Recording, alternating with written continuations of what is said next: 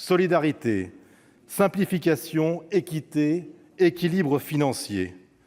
Replacer ces 4 objectifs au cœur du système de retraite dans le respect des promesses du candidat Macron à la présidentielle et dans la philosophie voulue par ses concepteurs à l'issue de la Seconde Guerre mondiale, telle est l'ambition de cette réforme. Et pour ce faire, elle doit être systémique, tout en gardant son objectif d'équilibre financier à moyen terme. Citons quelques piliers qui en feront sa stabilité. L'universalité, avec un système unique de cotisation par points. La solidarité, par la suppression des 42 caisses et la confortation de notre régime de répartition. L'équité, car chaque euro travaillé donnera les mêmes droits à chacun. Une gouvernance ouverte qui garantit la prise en compte de tous, la stabilité à long terme et la certitude que la valeur du point et les pensions ne régresseront pas. La protection des plus fragiles. Je me dois ici de tordre le cou à certains détracteurs qui aiment à laisser penser que le système que nous entendons mettre en place favorise la capitalisation. C'est simplement faux.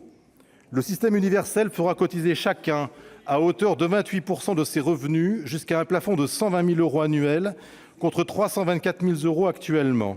En d'autres termes, les droits à la retraite universelle par répartition se feront sur l'ensemble des revenus jusqu'à 120 000 € par an. Au-delà, il sera demandé une cotisation de solidarité de 2,81 %. Cette cotisation ne donnera aucun droit à point de retraite, mais servira à la solidarité nationale. Les Français conçoivent que le système universel est le meilleur système à la condition qu'il soit redistributif, solidaire et par répartition. Et c'est bien dans cette logique que les syndicats réformistes sont prêts à accompagner cette réforme.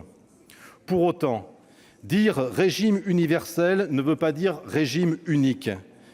Il veut dire qu'1 euro cotisé, quel que soit son métier, ouvrira les mêmes droits.